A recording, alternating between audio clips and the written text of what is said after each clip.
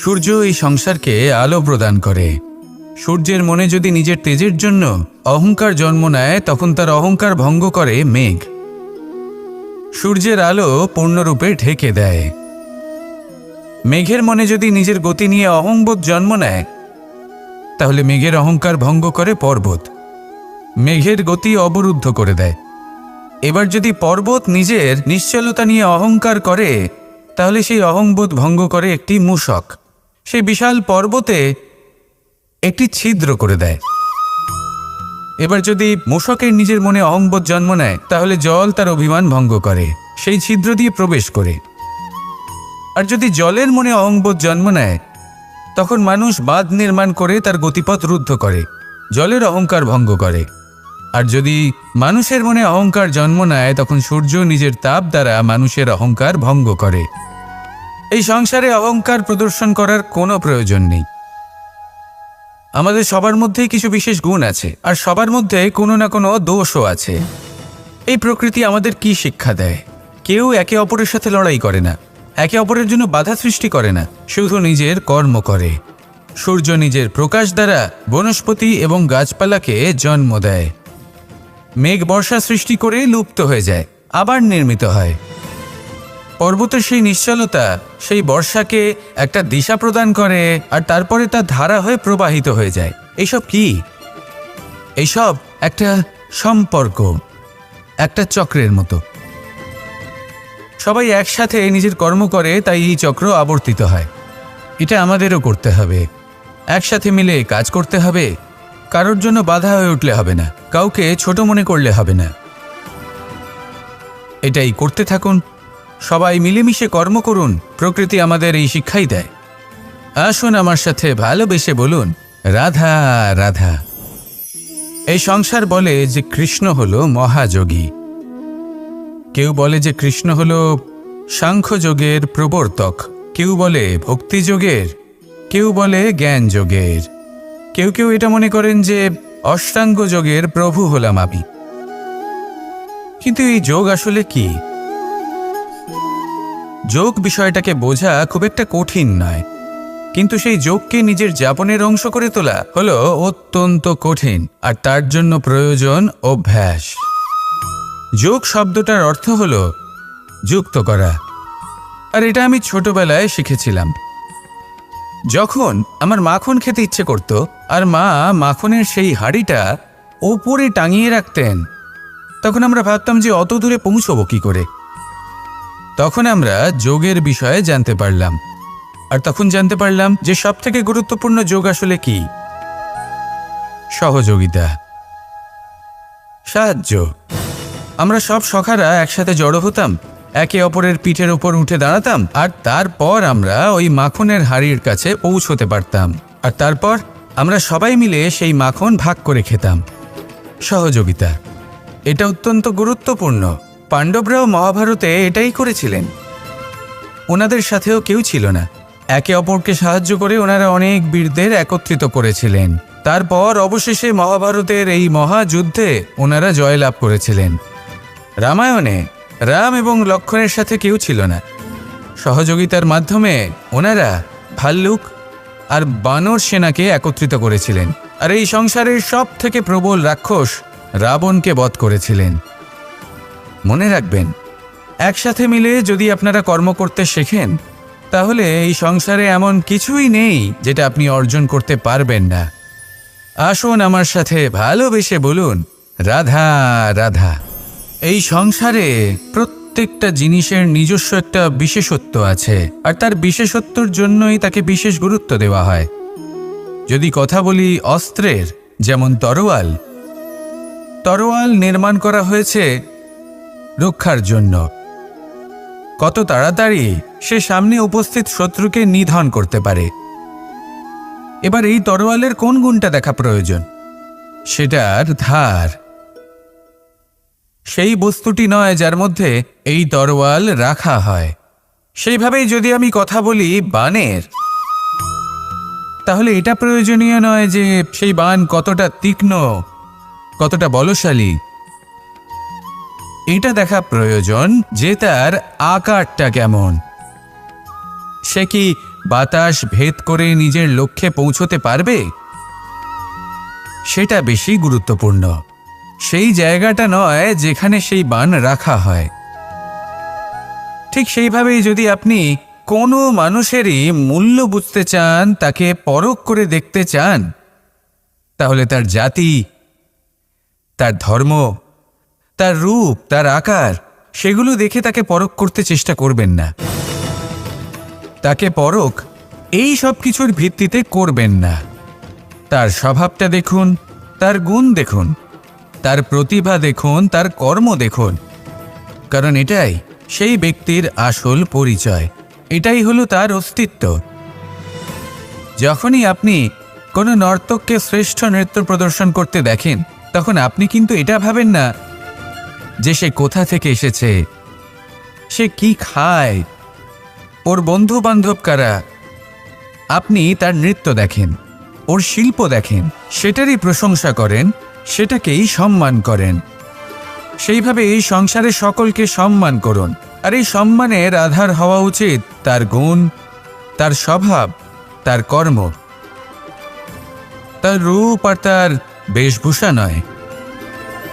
আসুন আমার সাথে ভালোবেসে বলুন, রাধা রাধা। সবাই বলেন যে জীবনে কাদের সঙ্গ লাভ করছি সেটা খুব গুরুত্বপূর্ণ। এক ঝুড়ি ফলের মধ্যে যদি একটা পচা ফল আপনি রেখে দেন, তাহলে আস্তে আস্তে সমস্ত ফল পচে যায়। সেই জন্য কথায় আছে যে কুসঙ্গ থেকে দূরে থাকো। কিন্তু কি করা যায়? এই সংসার খুবই ছোট। যেখানে আমরা কাজ করি, যেখানে আমরা থাকি, যে পথে আমরা আসা যাওয়া করে থাকি, যে পথে আমরা ভ্রমণ করি, সেখানে এমন অনেক সংখ্যক ব্যক্তি থাকেন যাকে দেখে আমরা মনে করি যে এদের থেকে দূরে থাকতে হবে। তখন আমরা কি করতে পারি? তাদের কি আমরা পরিত্যাগ করব? তাহলে এই সংসারে এমন অনেক মানুষ আছেন, তাহলে কি সংসারই পরিত্যাগ করব? না, সেই ফলের মতন হবেন না যারা একটি পচা ফলের উপস্থিতির জন্য নিজেরাও নষ্ট হয়ে যান। বরং হয়ে উঠুন চন্দন বৃক্ষের মতন, যেটা আসলে সাপেদের বাসস্থান, যেখানে অনেক সংখ্যক অত্যন্ত ভয়ানক বিষধর সাপ থাকে। তারপরেও এই চন্দন, সে কিন্তু নিজের শ্রেষ্ঠত্ব হারায় না, এর মূল্য কিন্তু সেই একই থাকে। মনে রাখবেন, এই সংসারে নিজের সঙ্গ বদলানোর পূর্বে নিজেকে বদলান। নিজেকে কিছুটা এমনভাবে গড়ে তুলুন যে কেউ আসুক না কেন সে যেন আপনাকে বিভ্রান্ত বা দূষিত না করতে পারে। আসুন আমার সাথে ভালোবেসে বলুন, রাধা রাধা। নিজের নিজের অভিজ্ঞতাগুলো দেখে, তার পরিণাম দেখে প্রত্যেক মানুষের মনে একটা ধারণা জন্ম নেয়। প্রজন্মের পর প্রজন্ম যখন অগ্রসর হতে থাকে, এই ধারণাগুলোই কারণ হয়ে ওঠে যা মানুষের জীবনে তার শুভর, অশুভর, লাভের, ক্ষতির, এই সব কিছুর আধার হয়ে ওঠে। যেমন ধরুন, আপনি কোথাও যাচ্ছেন আর পথে বেড়াল রাস্তা পার করে গেল, সেটা অশুভ বলা হয়। কেউ হাঁচলে কাজ থামিয়ে দেওয়া হয়। বলা হয় যখন আপনি কোনো শুভ কাজ করতে যাবেন তখন মিষ্টি খেয়ে যাবেন, কাজ সফল হবে। যদি কোনো ব্যক্তি অনুচিত কথা বলে দেন, তার মানে অনুচিত কিছুই ঘটবে, আদি ইত্যাদি। এরকম অনেক সংখ্যক ধারণা আছে। কিন্তু সবকিছু যদি এরকমই হতো, তাহলে প্রত্যেক মানুষ নিজের কথা দ্বারা নিজের বা অন্য কারোর জীবন স্বর্গতুল্য করে তুলত, নয়তো নরকে পরিণত করত। কিন্তু এরম কি আদৌ হয়? না। কারণ এই সব ধারণা, এই সব কিছু, এর উৎস হলো মানুষের মন, তার মস্তিষ্ক। যখন আমরা কোনো বাক্য বা কোনো ধারণাকে একটু বেশি গুরুত্ব দিয়ে ফেলি, তার উপর একটু বেশি বিশ্বাস করে ফেলি, তখন যেটা হয়, তখন আমাদের এই ইচ্ছে শক্তি, তার সঞ্চার হয় সেই বাক্যের মাধ্যমে। আর সেই জন্য সেই বাক্য আস্তে আস্তে ফলপ্রসূ হতে থাকে। এটা হলো মানুষের মনের শক্তি, তার মস্তিষ্কের শক্তি। এটা কখনো ভুলে যাবেন না। এটা প্রয়োগ করুন আর তার সদ্ব্যবহার করুন। একে প্রয়োগ করুন নিজের লক্ষ্যে পৌঁছানোর জন্য, শুভ কর্ম করার জন্য। আসুন আমার সাথে ভালোবেসে বলুন, রাধা রাধা। রামায়ণের একটা অত্যন্ত শ্রেষ্ঠ কাহিনী আছে, যেটা খুব অমূল্য শিক্ষাদান করে। দশানন যখন ধরাশায়ী হলেন এবং মৃত্যুশয্যায় শুয়েছিলেন, ওনার শেষ নিঃশ্বাস ত্যাগের সময় শ্রীরাম লক্ষ্মণকে বললেন যে, হে লক্ষ্মণ, রাবণের কাছে যাও, ওখানে যাও, ওনার থেকে কিছু জ্ঞান অর্জন করে এসো। উনি হলেন মহাজ্ঞানী, আর ওনার থেকে জ্ঞান অর্জনের এটাই শ্রেষ্ঠ সুযোগ। লক্ষ্মণ প্রথমে মানতে চাইলেন না, কিন্তু শ্রীরাম বোঝানোর পরে লক্ষ্মণ ওনার কাছে গেলেন, রাবণের মাথার কাছে গেলেন আর বললেন, দাদা বলেছেন আপনার থেকে জ্ঞান অর্জন করতে। রাবণ কিছুই বললেন না। লক্ষ্মণ বললেন, আপনি তো দেখছি খুব অহংকারী, মৃত্যুশয্যায় শুয়ে আছেন, শেষ নিঃশ্বাস ত্যাগ করতে চলেছেন, আর তাও এত অহংকার। রাবণ বললেন, নিজের দাদা রামকে ডাকো। শ্রীরাম এলেন, রাবণের পায়ের কাছে এসে দাঁড়ালেন। উনি নিজের হাত জোড় করলেন আর বললেন, হে মহাপণ্ডিত রাবণ, আপনি হলেন মহাজ্ঞানী, দয়া করে আমাদের কিছু জ্ঞান প্রদান করুন। রাবণ বিনম্র চিত্তে ওনার কথা শুনলেন, খুব বিনম্র চিত্তে ক্ষমা প্রার্থনাও করলেন, আর এই সংসার একটি অত্যন্ত শ্রেষ্ঠ জ্ঞান লাভ করল। এর দ্বারা আমরা ঠিক কি শিক্ষা লাভ করি? রাম এবং লক্ষ্মণ দুজনেই ছিলেন তেজস্বী, দুজনেই ছিলেন শ্রেষ্ঠ, ছিলেন বীর, ছিলেন বলবান। কিন্তু শ্রীরামকে মর্যাদা পুরুষোত্তম বলা হয়ে থাকে, কারণ উনি বীর ছিলেন, সাহসী ছিলেন, তার সাথে একটি অত্যন্ত গুরুত্বপূর্ণ গুণ ছিল। সেই গুণ হলো বিনম্রতা। এটা খুবই শ্রেষ্ঠ একটা গুণ। যদি কেউ আপনাকে কটু কথা শোনায়, তাহলে উত্তরটা আপনি বিনম্রভাবেও দিতে পারেন।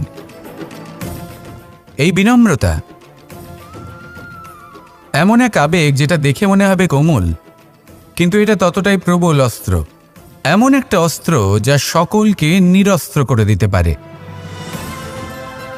যদি আপনি সাহসী হন এবং বিনম্র হন, তাহলে আপনি বিজয়ী হবেন। যদি আপনি জ্ঞানী হন এবং বিনম্র হন, তাহলে আপনি অবশ্যই মহাজ্ঞানী হয়ে উঠবেন। তাই নিজের মনে বিনম্রতা ধরে রাখুন আর ভালোবেসে বলুন, রাধা রাধা।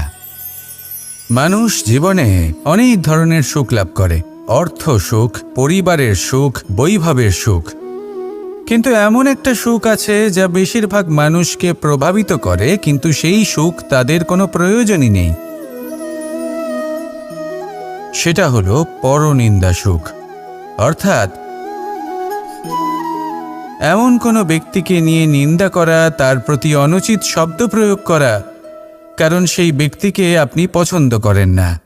আর এমন অনেক মানুষ আছেন যারা এই কাজ করে খুব আনন্দ লাভ করেন, যেটা করা উচিত নয়, কারণ এতে আপনার সময়, আপনার ঊর্জা, আপনার নিজের অন্তরের ইতিবাচক শক্তি আপনি নষ্ট করে ফেলছেন। আর এই সব কিছুই আপনার প্রয়োজন আছে। যাদেরকে আপনার পছন্দ নয়, সেই ব্যক্তির বিষয়ে কথাই বলবেন না। সেই সব ব্যক্তির দিকে মনোনিবেশ করুন যাদের আপনি ভালোবাসেন। সেই সব কাজে মন দিন যেগুলো আপনার ভালো লাগে। সেই বস্তুর দিকে নজর দিন যেগুলো আপনার প্রিয়, নিজের লক্ষ্যের দিকে, এই সব কিছুর দিকে নয়। এমনটা করলে আপনার জীবনে আপনি সেই সব বস্তুর দিকে নজর দিতে পারবেন যারা প্রকৃত অর্থে আপনার জীবন আরও শ্রেষ্ঠ করে তোলে। এমনটাই করুন, জীবন আরও অনেক বেশি সুন্দর হয়ে উঠবে। আর তখন এই মন প্রসন্ন হয়ে বলবে, রাধা রাধা। আজ আমরা আবার সাফল্য আর অসফলতার বিষয়ে কথা বলবো। সফল ব্যক্তি কে হয় এবং অসফল ব্যক্তি কে হয়, এই বিষয়ে আমরা আগে অনেকবার কথা বলেছি। প্রত্যেক ব্যক্তি সাফল্য লাভ করতে চান, কিন্তু প্রত্যেক ব্যক্তি সাফল্য লাভের এই কাজে সফল হতে পারেন না। এবার এটা কেন হয়, এর পেছনে কারণটা কি? কারণ হলো ভয়। সফল ব্যক্তি হলেন তিনি যিনি নিজের সিদ্ধান্ত দ্বারা এই সমস্ত সংসারকে বদলে দিয়ে থাকেন, এবং অসফল ব্যক্তি হলেন তিনি যিনি এই সংসারকে দেখে এর বিষয়ে ভেবে নিজের সিদ্ধান্ত বদলে ফেলেন। প্রয়োজন হলো নিজের লক্ষ্যের বিষয়ে ভেবে দেখার, পথের বিষয়ে ভেবে দেখার। একবার যদি আপনি পথ নির্বাচন করে থাকেন, সেই পথে অগ্রসর হতে থাকুন আর তাতে অটল থাকুন।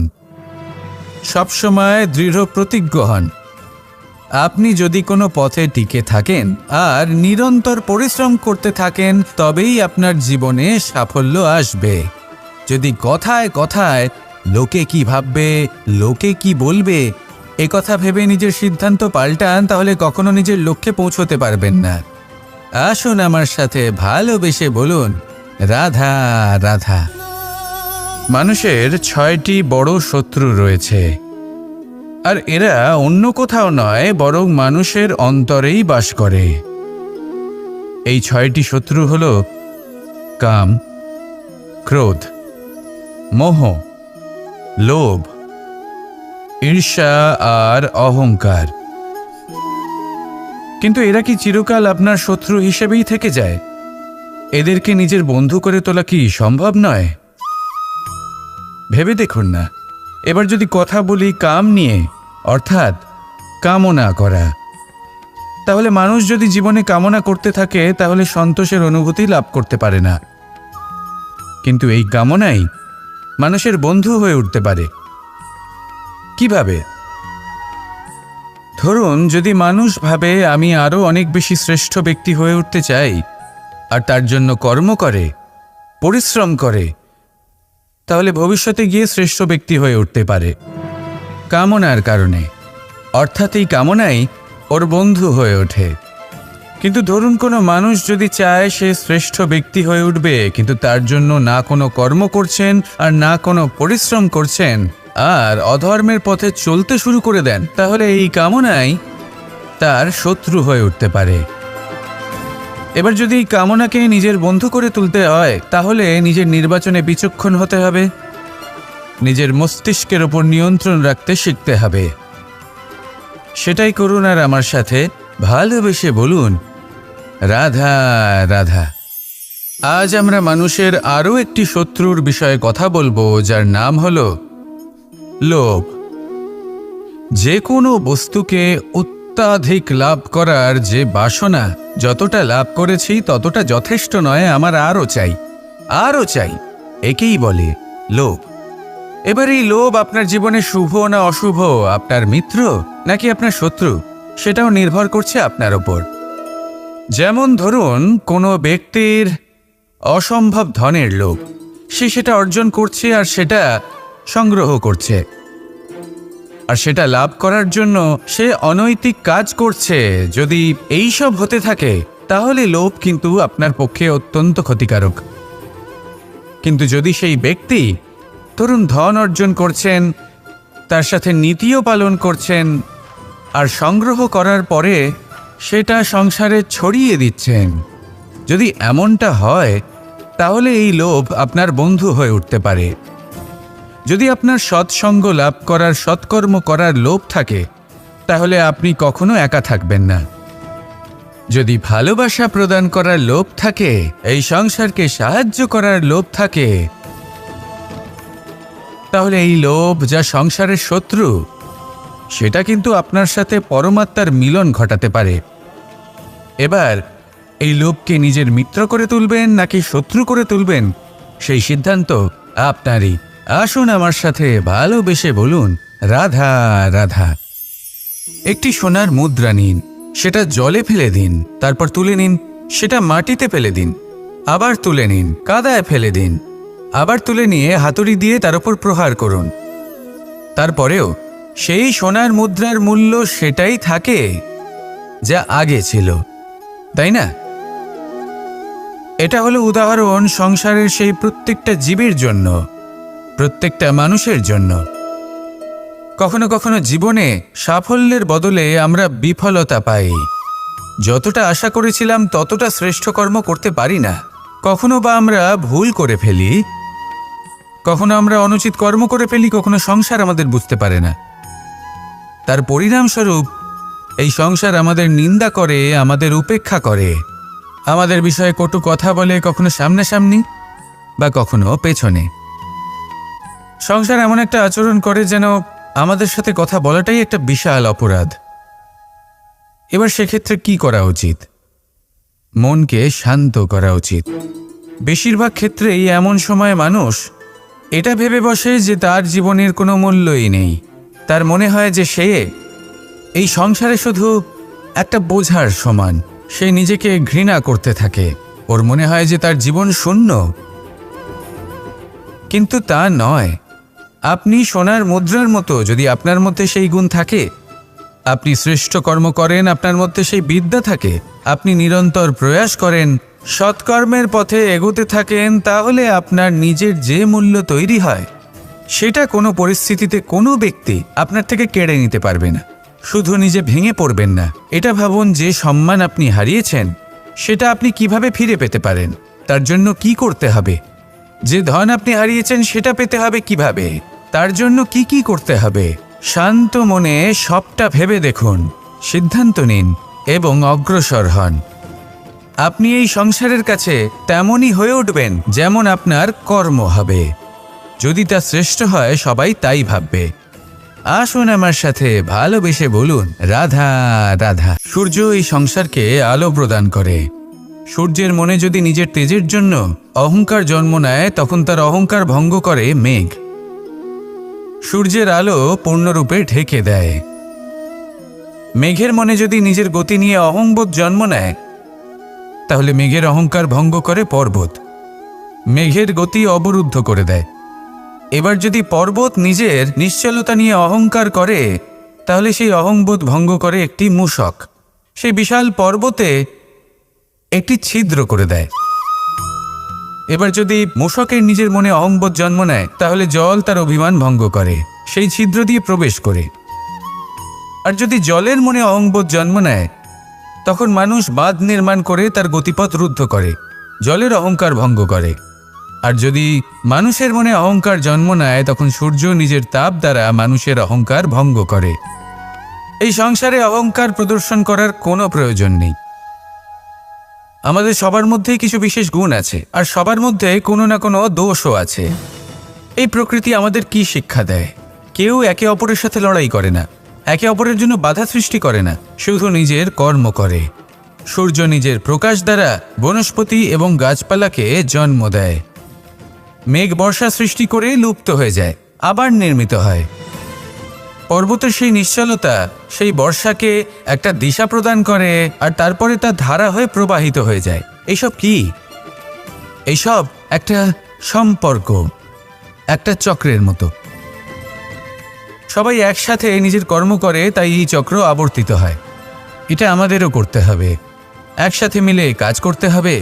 কারোর জন্য বাধা হয়ে উঠলে হবে না, কাউকে ছোট মনে করলে হবে না। এটাই করতে থাকুন। সবাই মিলেমিশে কর্ম করুন। প্রকৃতি আমাদের এই শিক্ষাই দেয়। আসুন আমার সাথে ভালোবেসে বলুন, রাধা রাধা। এই সংসার বলে যে কৃষ্ণ হলো মহাযোগী।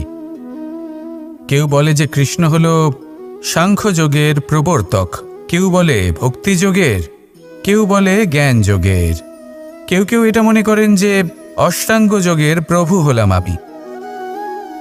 কিন্তু এই যোগ আসলে কি?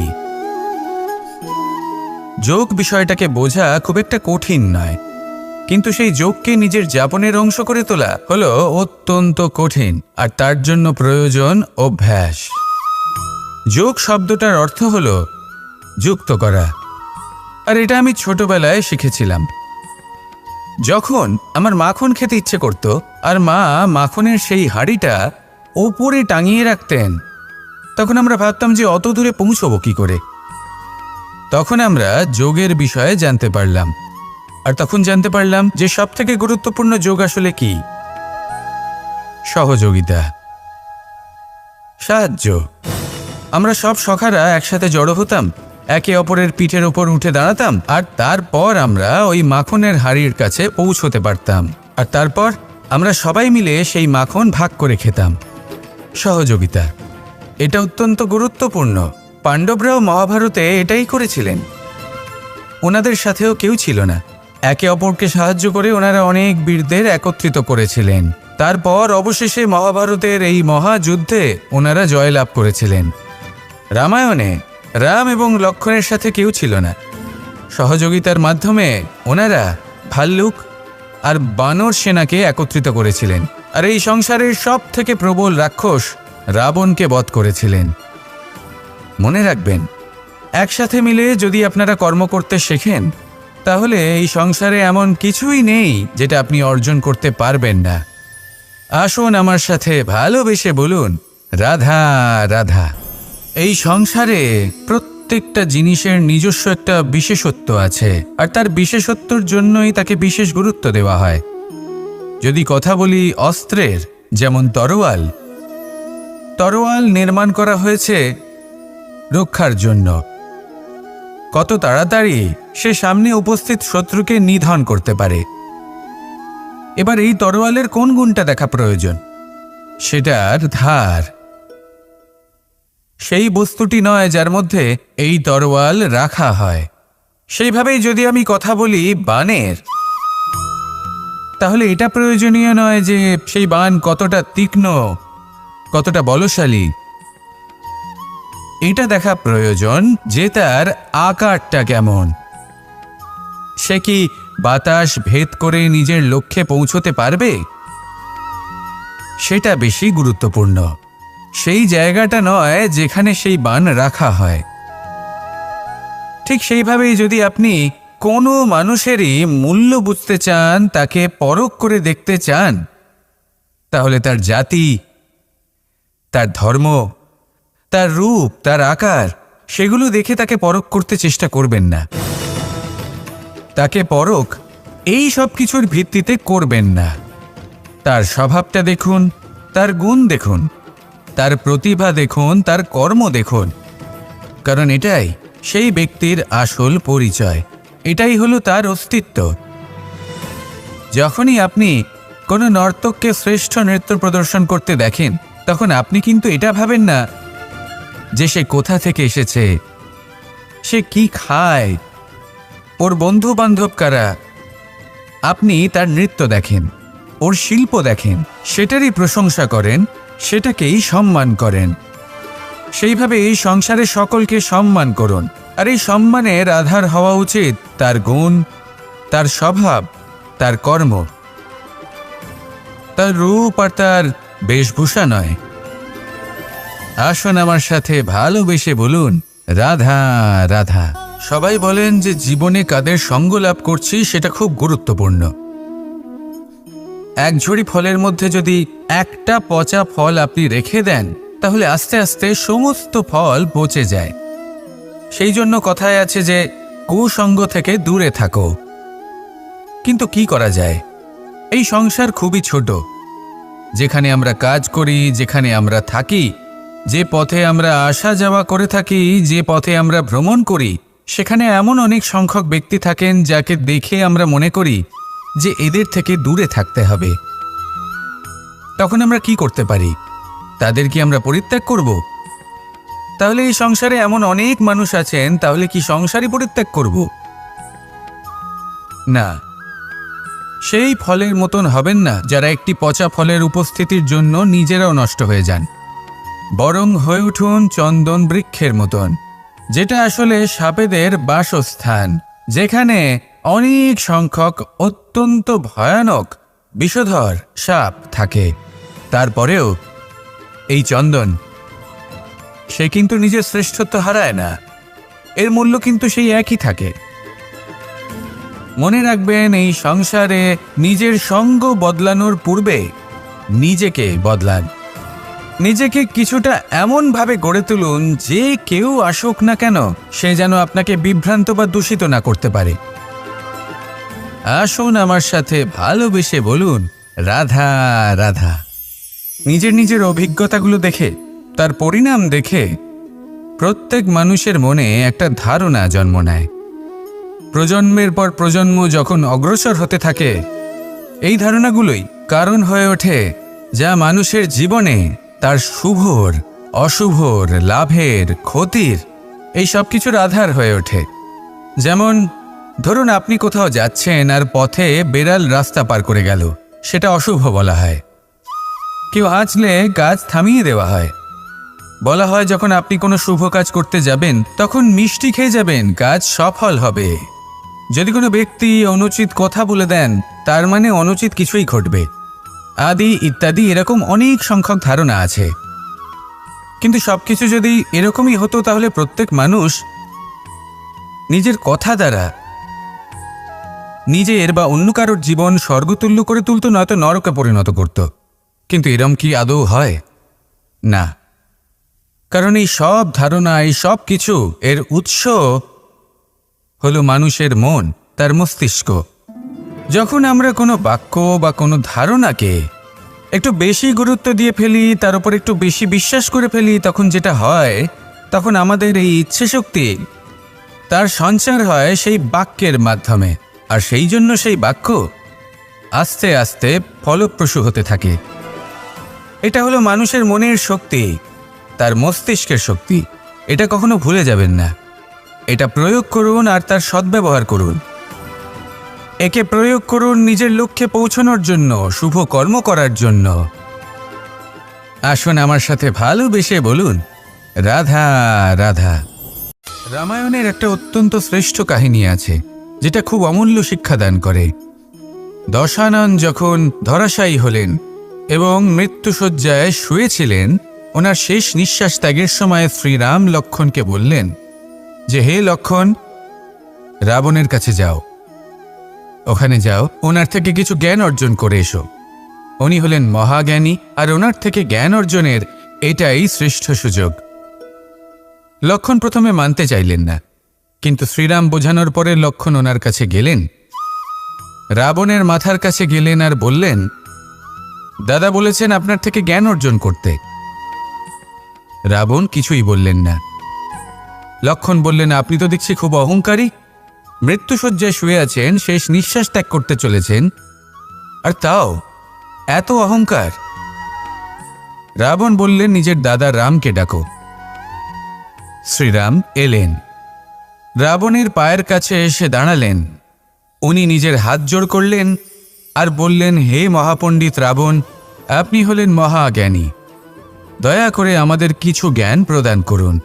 রাবণ বিনম্র চিত্তে ওনার কথা শুনলেন, খুব বিনম্র চিত্তে ক্ষমা প্রার্থনাও করলেন, আর এই সংসার একটি অত্যন্ত শ্রেষ্ঠ জ্ঞান লাভ করল। এর দ্বারা আমরা ঠিক কি শিক্ষা লাভ করি?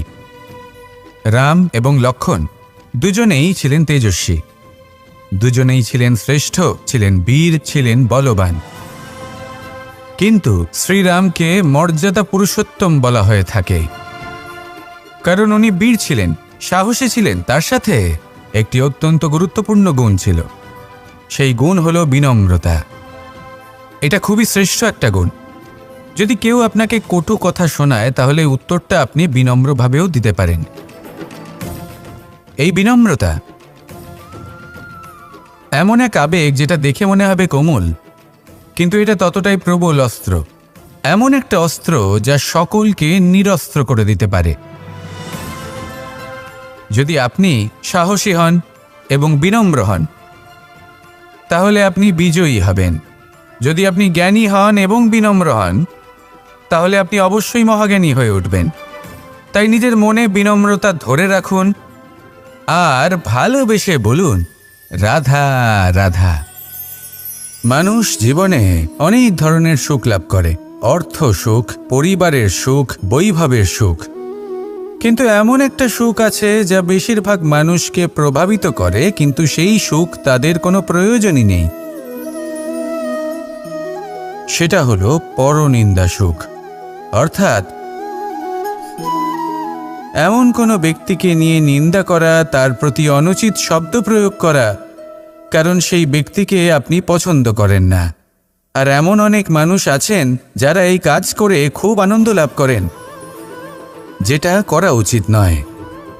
কারণ এতে আপনার সময়, আপনার ঊর্জা, আপনার নিজের অন্তরের ইতিবাচক শক্তি আপনি নষ্ট করে ফেলছেন। আর এই সব কিছুই আপনার প্রয়োজন আছে। যাদেরকে আপনার পছন্দ নয়, সেই ব্যক্তির বিষয়ে কথাই বলবেন না। সেই সব ব্যক্তির দিকে মনোনিবেশ করুন যাদের আপনি ভালোবাসেন। সেই সব কাজে মন দিন যেগুলো আপনার ভালো লাগে। সেই বস্তুর দিকে নজর দিন যেগুলো আপনার প্রিয়, নিজের লক্ষ্যের দিকে, এই সব কিছুর দিকে নয়। এমনটা করলে আপনার জীবনে আপনি সেই সব বস্তুর দিকে নজর দিতে পারবেন যারা প্রকৃত অর্থে আপনার জীবন আরও শ্রেষ্ঠ করে তোলে। এমনটাই করুন, জীবন আরও অনেক বেশি সুন্দর হয়ে উঠবে। আর তখন এই মন প্রসন্ন হয়ে বলবে, রাধা রাধা। আজ আমরা আবার সাফল্য আর অসফলতার বিষয়ে কথা বলবো। সফল ব্যক্তি কে হয় এবং অসফল ব্যক্তি কে হয়, এই বিষয়ে আমরা আগে অনেকবার কথা বলেছি। প্রত্যেক ব্যক্তি সাফল্য লাভ করতে চান, কিন্তু প্রত্যেক ব্যক্তি সাফল্য লাভের এই কাজে সফল হতে পারেন না। এবার এটা কেন হয়, এর পেছনে কারণটা কি? কারণ হলো ভয়। সফল ব্যক্তি হলেন তিনি যিনি নিজের সিদ্ধান্ত দ্বারা এই সমস্ত সংসারকে বদলে দিয়ে থাকেন, এবং অসফল ব্যক্তি হলেন তিনি যিনি এই সংসারকে দেখে এর বিষয়ে ভেবে নিজের সিদ্ধান্ত বদলে ফেলেন। প্রয়োজন হল নিজের লক্ষ্যের বিষয়ে ভেবে দেখার, পথের বিষয়ে ভেবে দেখার। একবার যদি আপনি পথ নির্বাচন করে থাকেন, সেই পথে অগ্রসর হতে থাকুন আর তাতে অটল থাকুন। সবসময় দৃঢ় প্রতিজ্ঞ হন। আপনি যদি কোনো পথে টিকে থাকেন আর নিরন্তর পরিশ্রম করতে থাকেন, তবেই আপনার জীবনে সাফল্য আসবে। যদি কথায় কথায় লোকে কি ভাববে, লোকে কি বলবে, একথা ভেবে নিজের সিদ্ধান্ত পাল্টান, তাহলে কখনো নিজের লক্ষ্যে পৌঁছতে পারবেন না। আসুন আমার সাথে ভালোবেসে বলুন, রাধা রাধা। মানুষের 6টি বড় শত্রু রয়েছে, আর এরা অন্য কোথাও নয়, বরং মানুষের অন্তরেই বাস করে। এই 6টি শত্রু হল কাম, ক্রোধ, মোহ, লোভ, ঈর্ষা আর অহংকার। কিন্তু এরা কি চিরকাল আপনার শত্রু হিসেবেই থেকে যায়? এদেরকে নিজের বন্ধু করে তোলা কি সম্ভব নয়? ভেবে দেখুন না। এবার যদি কথা বলি কাম নিয়ে, অর্থাৎ কামনা করা, তাহলে মানুষ যদি জীবনে কামনা করতে থাকে তাহলে সন্তোষের অনুভূতি লাভ করতে পারে না। কিন্তু এই কামনাই মানুষের বন্ধু হয়ে উঠতে পারে। কিভাবে? ধরুন, যদি মানুষ ভাবে আমি আরও অনেক বেশি শ্রেষ্ঠ ব্যক্তি হয়ে উঠতে চাই, আর তার জন্য কর্ম করে, পরিশ্রম করে, তাহলে ভবিষ্যতে গিয়ে শ্রেষ্ঠ ব্যক্তি হয়ে উঠতে পারে কামনার কারণে। অর্থাৎ এই কামনাই ওর বন্ধু হয়ে ওঠে। কিন্তু ধরুন, কোনো মানুষ যদি চায় সে শ্রেষ্ঠ ব্যক্তি হয়ে উঠবে, কিন্তু তার জন্য না কোনো কর্ম করছেন আর না কোনো পরিশ্রম করছেন, আর অধর্মের পথে চলতে শুরু করে দেন, তাহলে এই কামনাই তার শত্রু হয়ে উঠতে পারে। এবার যদি এই কামনাকে নিজের বন্ধু করে তুলতে হয়, তাহলে নিজের নির্বাচনে বিচক্ষণ হতে হবে, নিজের মস্তিষ্কের ওপর নিয়ন্ত্রণ রাখতে শিখতে হবে। সেটাই করুন আর আমার সাথে ভালোবেসে বলুন, রাধা রাধা। আজ আমরা মানুষের আরও একটি শত্রুর বিষয়ে কথা বলবো, যার নাম হলো লোভ। যে কোনো বস্তুকে অত্যাধিক লাভ করার যে বাসনা, যতটা লাভ করেছি ততটা যথেষ্ট নয়, আমার আরও চাই, আরও চাই, একেই বলে লোভ। এবার এই লোভ আপনার জীবনে শুভ না অশুভ, আপনার মিত্র নাকি আপনার শত্রু, সেটাও নির্ভর করছে আপনার ওপর। যেমন ধরুন, কোনো ব্যক্তির অসম্ভব ধনের লোভ, সে সেটা অর্জন করছে আর সেটা সংগ্রহ করছে, আর সেটা লাভ করার জন্য সে অনৈতিক কাজ করছে। যদি এই সব হতে থাকে, তাহলে লোভ কিন্তু আপনার পক্ষে অত্যন্ত ক্ষতিকারক। কিন্তু যদি সেই ব্যক্তি ধরুন ধন অর্জন করছেন, তার সাথে নীতিও পালন করছেন, আর সংগ্রহ করার পরে সেটা সংসারে ছড়িয়ে দিচ্ছেন, যদি এমনটা হয়, তাহলে এই লোভ আপনার বন্ধু হয়ে উঠতে পারে। যদি আপনার সৎসঙ্গ লাভ করার, সৎকর্ম করার লোভ থাকে, তাহলে আপনি কখনো একা থাকবেন না। যদি ভালোবাসা প্রদান করার লোভ থাকে, এই সংসারকে সাহায্য করার লোভ থাকে, তাহলে এই লোভ, যা সংসারের শত্রু, সেটা কিন্তু আপনার সাথে পরমাত্মার মিলন ঘটাতে পারে। এবার এই লোভকে নিজের মিত্র করে তুলবেন নাকি শত্রু করে তুলবেন, সেই সিদ্ধান্ত আপনারই। আসুন আমার সাথে, ভালোবেসে বলুন রাধা রাধা।